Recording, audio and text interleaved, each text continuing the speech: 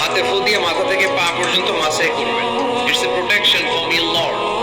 জিন ভূতের আসর, ব্ল্যাক ম্যাজিক, জাদু টোনা, বান মারা, জাদু ঝাড়ু যাই হোক, এগুলো কিন্তু মারে, বান মারে, জাদু টোনা করে, ব্ল্যাক ম্যাজিক করে।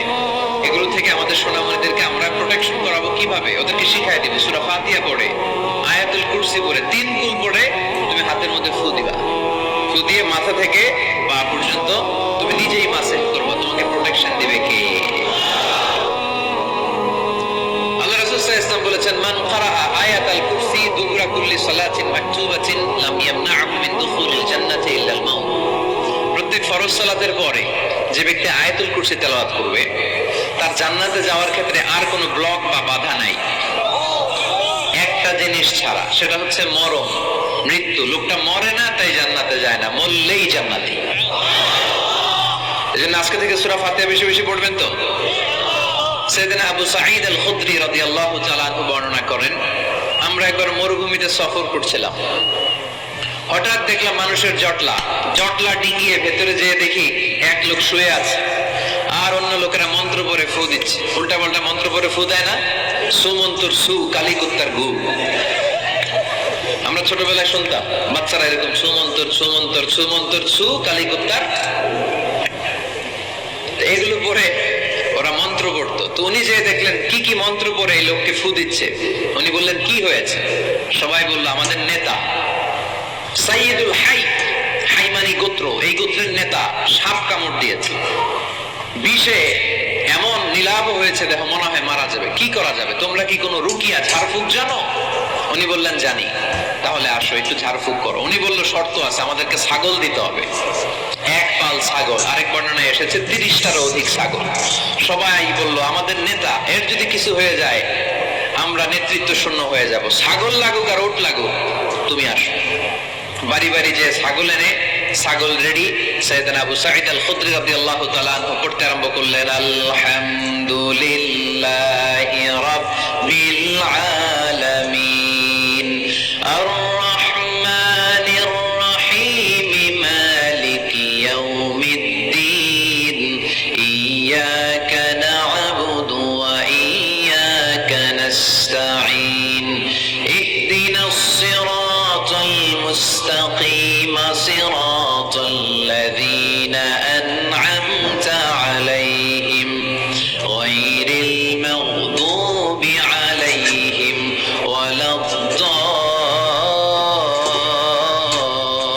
ওয়ালাদ-দাল্লিন। পড়েন আমিন। উনি এটা পড়ে ফু দিলেন। ফু দিতে দেরি, মুহূর্তের মধ্যে সোয়া লোকটা বসে গিয়েছে। আবার ফু দিছে, এবার দাঁড়ায় গেছে। আরেকবার ফু দিছে, হাঁটতে শুরু করছে, একেবারে সুস্থ। সবাই তো অবাক, টাসকি খেয়ে গেছে। আবু সাঈদ আল খুদরি রাদিয়াল্লাহু আনহু বলে, টাসকি পরে খাও, আগে ছাগল দাও। কারণ ছাগল দেওয়ার কন্ডিশন ছিল না, ওরা ছাগল নিয়ে আসছে। সাইয়েদনা আবু সাঈদ আল খুদরি রাদিয়াল্লাহু তাআলা আনহু আনন্দে এবার ছাগল নিয়ে সাহাবাদেরকে নিয়ে রওনা। পথিমধ্যে লেগেছে প্রচন্ড ক্ষুধা, তখন তারা কয়েকটা ছাগল জবাই করে খেয়েছে। খাওয়ার পরে পেট যখন ঠান্ডা, তখন ব্রেন সচল। উনি চিন্তা করতে আরম্ভ করলেন, হায় রে, কোরআন দিয়া ঝাড়ফুঁক করে যে ছাগল নিয়ে আসলাম, ওটা যে খাইলাম, এই ছাগল নেওয়া জায়েজ হয়েছে কিনা এই মাসালা তো নবীরে জিজ্ঞেস করিনি, কিন্তু ছাগল তো অলরেডি পেটে যায় হজম, কি করা? মদিনাতে যে জিজ্ঞেস করবো। মদিনায় যেই আল্লাহ রাসূল সাল্লাল্লাহু আলাইহি ওয়াসাল্লামের দরবারে যে জিজ্ঞেস করলেন, ইয়া রাসূলুল্লাহ, এমন এমন ঘটনা, ঝাড়ফুঁক করে আমরা ছাগল এনেছি, এটা কি জায়েজ হয়েছে? আল্লাহ রাসূল সাল্লাল্লাহু আলাইহি ওয়াসাল্লাম বলে, জায়েজ হয়েছে মানে অবশ্যই জায়েজ হয়েছে, কোরআনের দাম বাড়ায় দিয়ে আসছো মিয়া। ছাগল কিছু থাকলে আমার ঘরেও পাঠায়। সুবহানাল্লাহ পড়তে পারলেন না? ওয়ালাকাদ আতাইনাকা, বুখারীর হাদিস, ওয়ালাকাদ আতাইনাকা সাবআম মিনাল মাসানি ওয়াল কুরআনাল আযীম। নবী হে, নিত্য পাঠনীয় সপ্তবাক্য দিয়েছি, যেই দোয়া পড়ে ফু দিতে দেরি, অসুস্থ ব্যক্তি সুস্থ হতে দেরি হয়। এজন্য আল্লাহ ইরশাদ করেন, অনুনাজ্জিলু মিনাল কুরআনি মা হুয়া শিফাউ ওয়া রাহমাতুল লিল মুমিনিন ওয়া লা ইয়াজিদুয যালিমিনা ইল্লা খাসারা। এই কোরআনকে আমি শিফা হিসেবে নাজিল করলাম, এই কোরআনকে আমি রহমত হিসেবে নাজিল করলাম, এই কোরআনকে আমি তোমাদের জন্য হেদায়েত হিসেবে নাজিল করলাম। তোমাদের কোরআন রহমত এনে দিবে, বরকত এনে দিবে, শিফা এনে দিবে, কিন্তু জালেমদেরকে কিছু এনে দিবে না। ঠিক কি না? ওয়ালা ইয়াজিদিল যালিমিনা ইল্লা খাসারা। জালিমদের অকল্যাণ করবে, জালিমদের কল্যাণ নাই এই কোরআনে। জালিম যদি হেদায়েতের নিয়তে কোরআন পড়ে তাহলে কল্যাণ পাবে, তা না হলে কল্যাণ পাবে না। এখন থেকে আমরা যদি অসুস্থ হয়ে যাই, যে সূরাটা পড়ে আমরা ঝাড়ফুঁক করব, সূরাটার নাম আরো জোরে বলেন, ফাতিহা। আসলে প্রতিদিন এই সূরাটা পড়ি, এই সূরাটার তাৎপর্য কি, মর্মবাণী কি আমাদের জানার দরকার আছে না? কিন্তু আমরা অনেকেই জানি না। জানি আরব বিশ্বে দেখবেন ওনারা যখন তারাবির সালাত পড়ে, আযাবের আয়াত আসলে কাঁদে, জান্নাতের আয়াত আসলে দরাজ গলায় তেলাওয়াত করে। আপনারা কি করেন? আমরা করি না। কারণ ওনারা কি পড়ছেন সেটা তাৎপর্য আর মর্মবাণী ওনারা অনুভব করছেন। গত বছরের আগের বছর না, গত বছর আমি হজে শাইখ আব্দুর রহমান আসুদাইসির পেছনে নামাজ পড়লাম। উনি যখন সূরা কুরাইশ তেলাওয়াত করছেন, ফালিয়াবুদু রাব্ব হাযাল বাইত, এটা বলে তিনি কেঁদে দিলেন।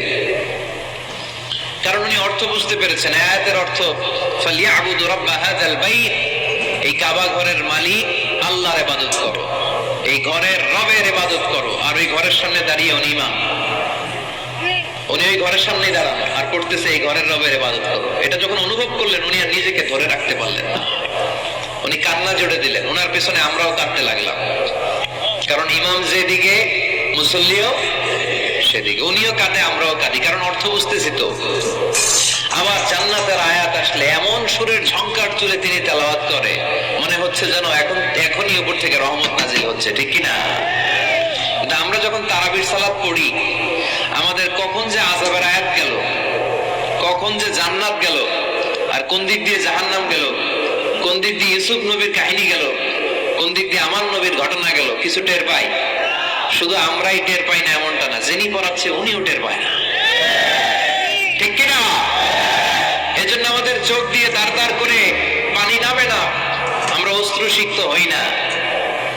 জান্নাতের আয়াত আসলে আমাদের মজা লাগে না, কোরআনটারে মজা লাগাইতে হবে। ঠিক কিনা?